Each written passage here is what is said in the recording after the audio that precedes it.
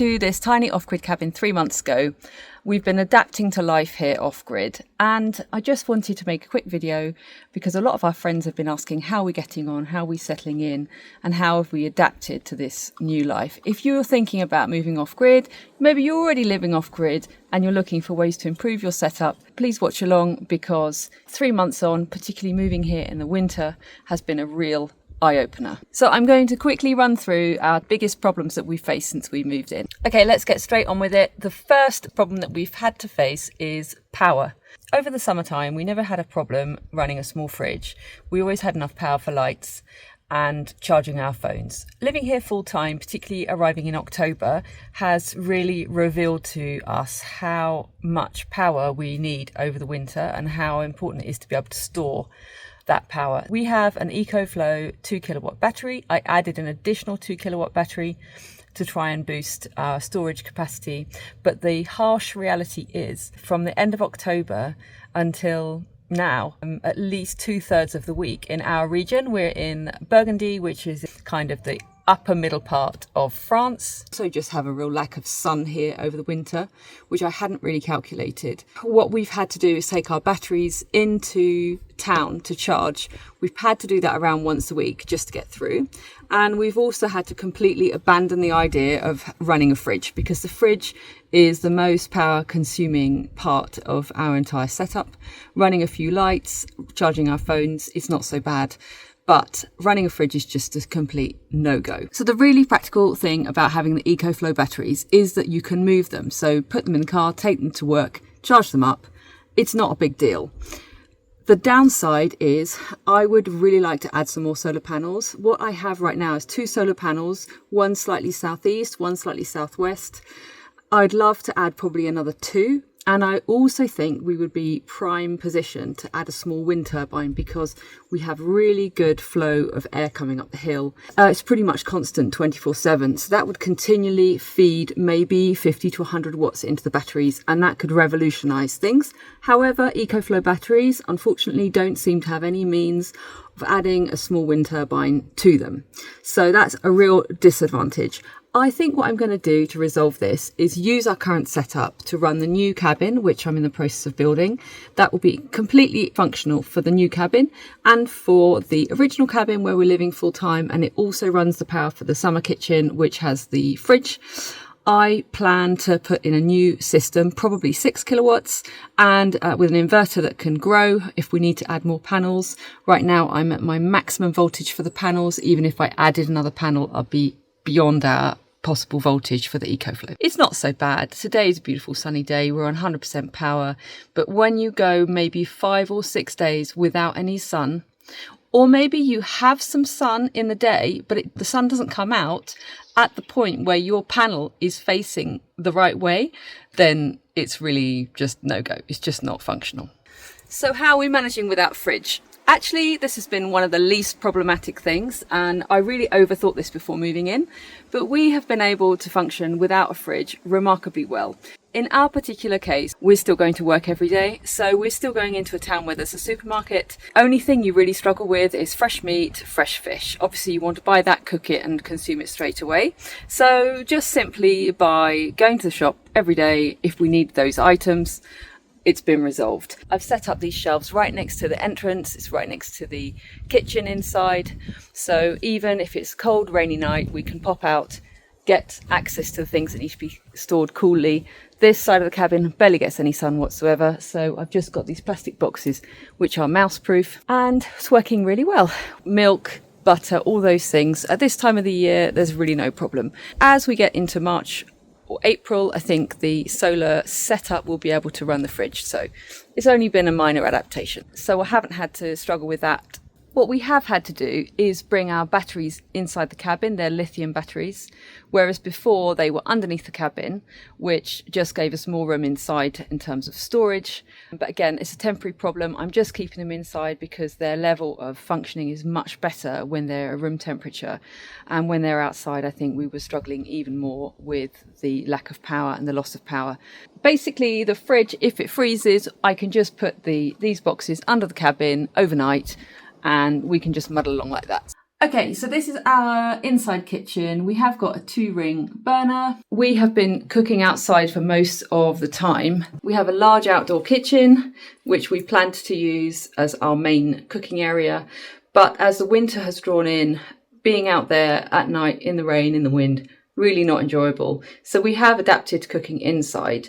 We are still using the outside gas oven, but even that, where the oven is quite poor quality, it's not very well insulated.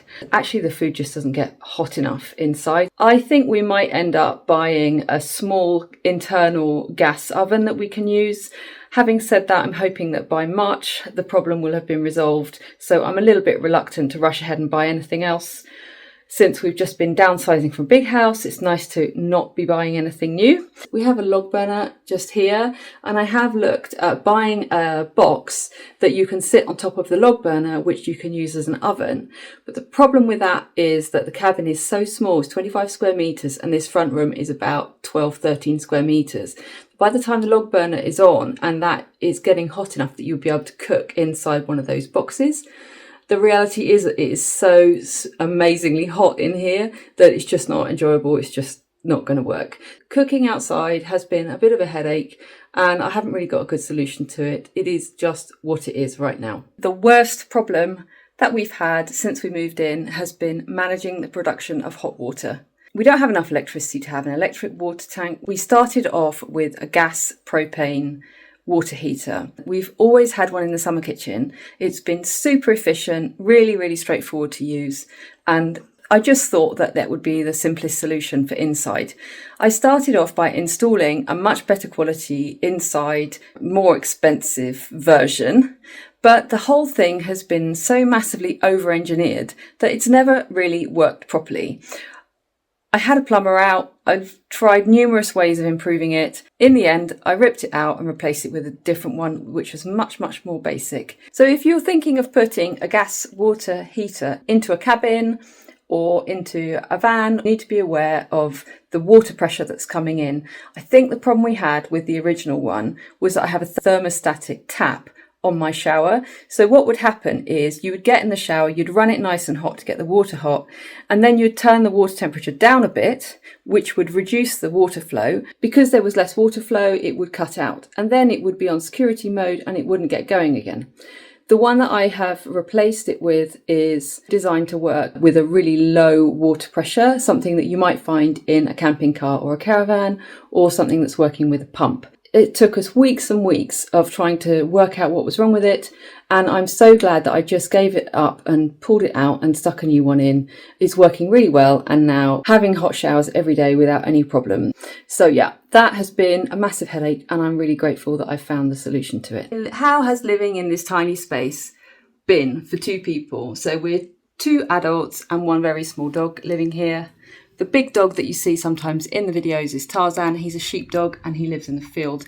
He's not our dog, although we have emotionally adopted him. Tarzan is loving the fact that we're here full time, by the way. Living in a confined space, what has been the downsides and the upsides?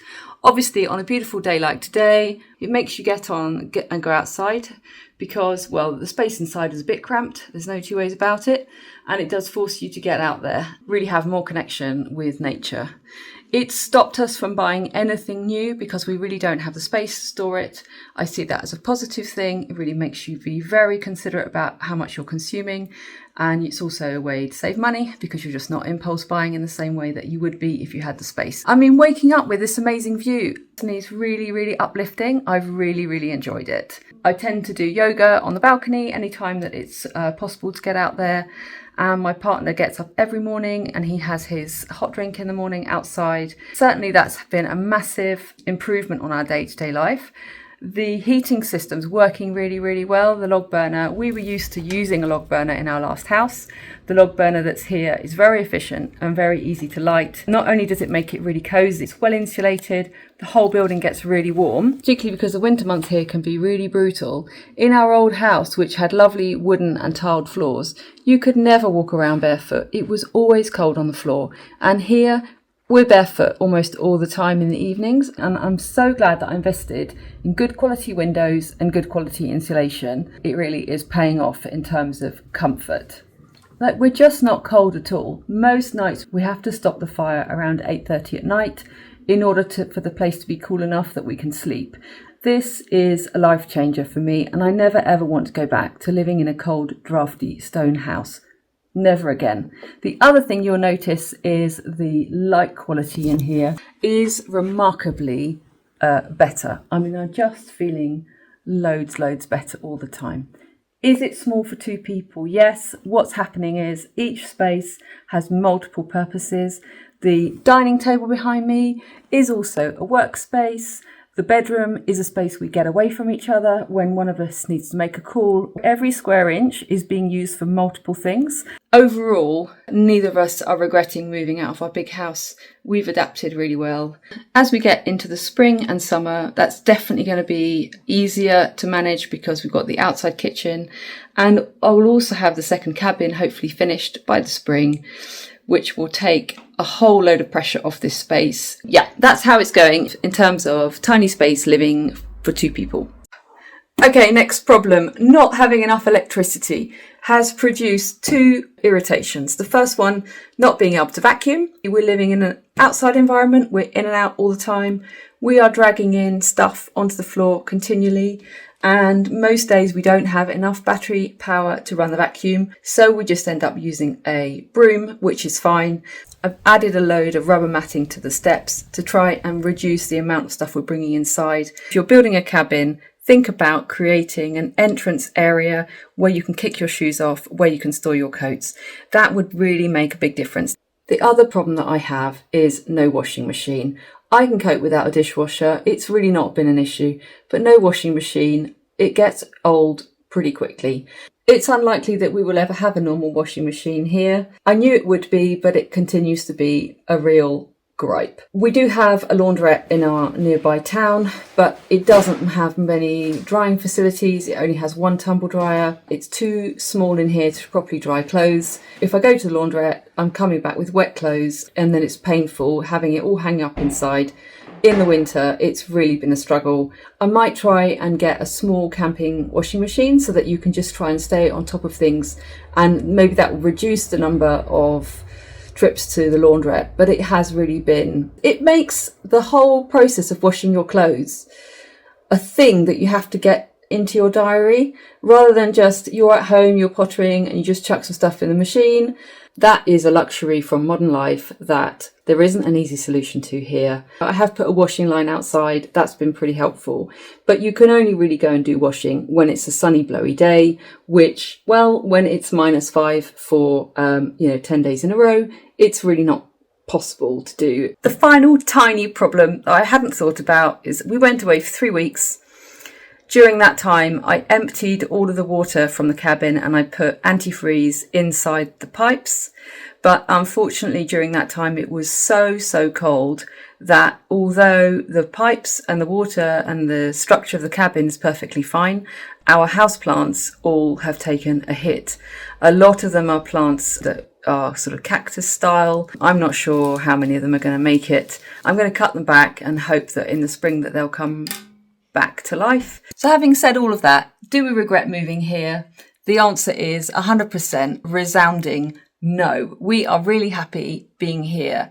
And let's summarise that. So we're already saving around €1,000 a month that we don't have to earn and pay taxes on in order to run a big house. That has taken off a big financial pressure, which means we're just a bit more relaxed on a daily basis. Living surrounded by nature, living in a natural environment is definitely having a positive impact on our mental well-being. Despite all the problems that we've had and the adaptations that we're going to have to make this year, there is one thing that I've taken away from being here for 3 months, and that is naturally, by the process of overcoming and struggling a bit with some of these problems, it has made me really, really grateful for all the things that I do have and all the things that do work.